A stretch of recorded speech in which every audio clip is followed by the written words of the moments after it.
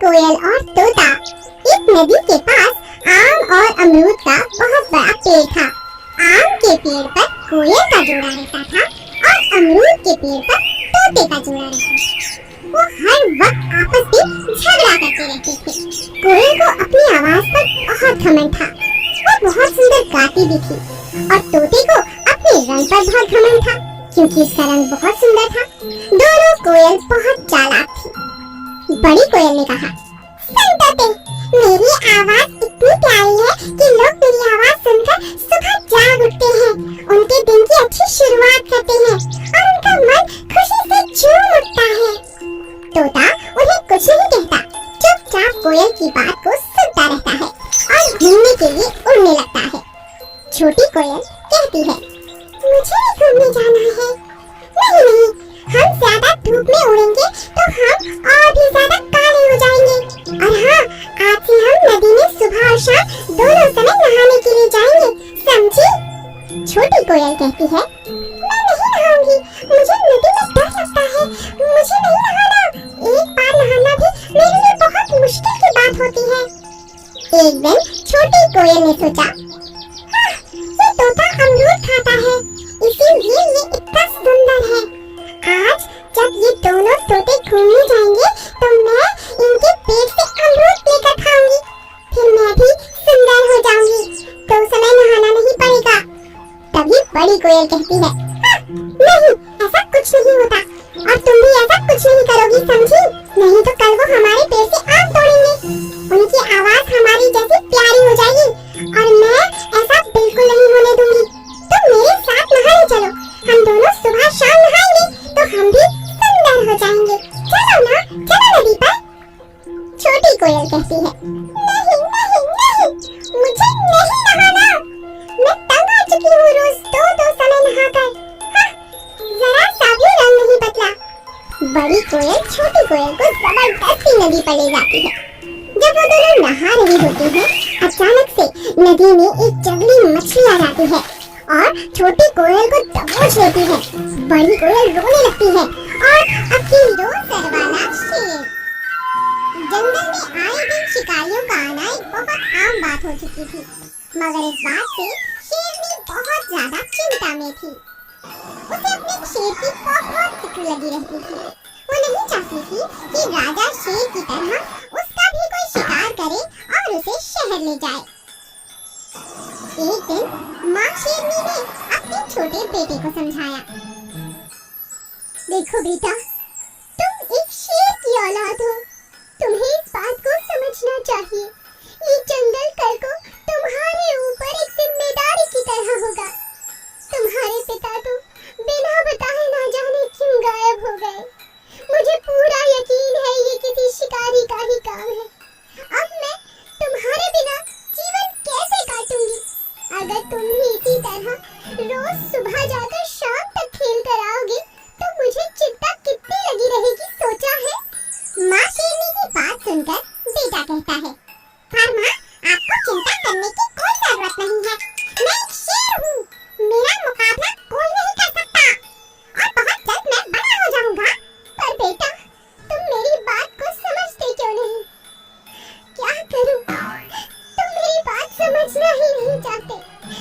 इसी तरह आए दिन बिना बताए पूरे जंगल के चक्कर काटोगे तो जरूर कोई शिकारी तुम्हें ले जाएगा। माँ शेरनी बहुत ज्यादा चिंता में थी। एक दिन उसने अपनी बेटी के लिए एक नकली शेर का मुखौटा बनाया। शेर के बच्चे ने जब वो मुखौटा देखा तो अपनी माँ से पूछा, माँ, ये क्या है?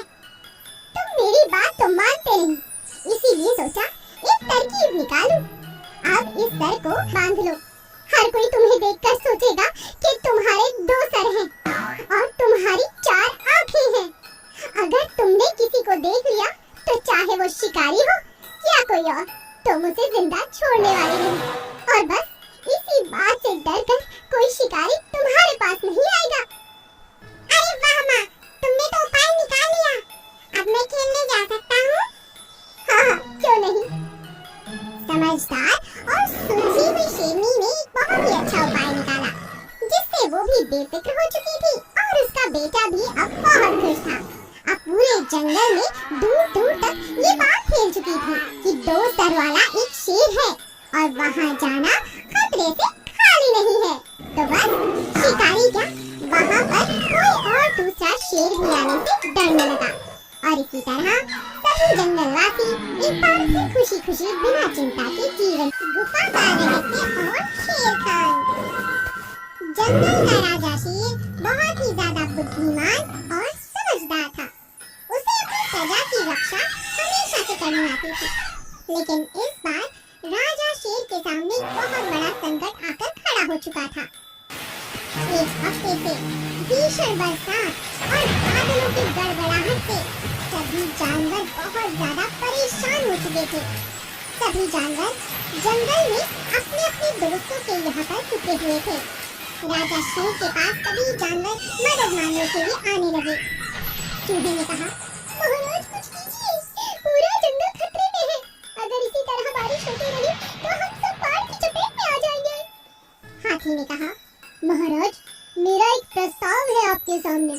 अगर आप कहें तो हम सब एक योजना बनाकर ऊपर की पहाड़ी के पास जाकर रह सकते हैं। यहाँ अब खतरा है, यहाँ रहना बहुत खतरनाक है।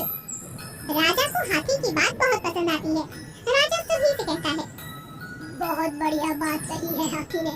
हम सबको ऊपर वाली पहाड़ी के पीछे चले जाना चाहिए। हम सब मिलकर वहाँ बढ़िया बढ़िया घर बना लेंगे। कुछ ही दिनों की बात है, हिम्मत मत हारो साथियों। मगर राजा की बात सुनकर एक खरगोश जोर से डरकर बोला, हाँ, क्या कहा? ऊपर की पहाड़ी? नहीं नहीं नहीं, वहाँ से मरकर मेरे माता पिता की मृत्यु हुई थी। वो पहाड़ी बहुत ही खुफिया है। महाराज मैं वहाँ नहीं जाऊँगा और आपसे भी यही कहता हूँ कि कोई वहाँ न जाए। वो भूतिया है, भूतिया।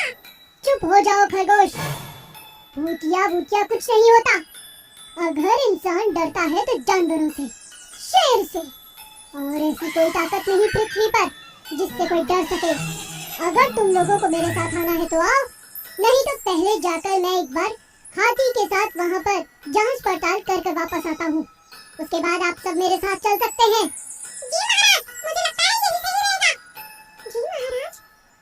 सभी ने खरगोश की बात पर हामी भर दी और राजा शेर हाथी को लेकर पहाड़ी के पीछे चला गया, ये देखने के लिए कि क्या सच में वहाँ पर कोई खुफिया चीज है।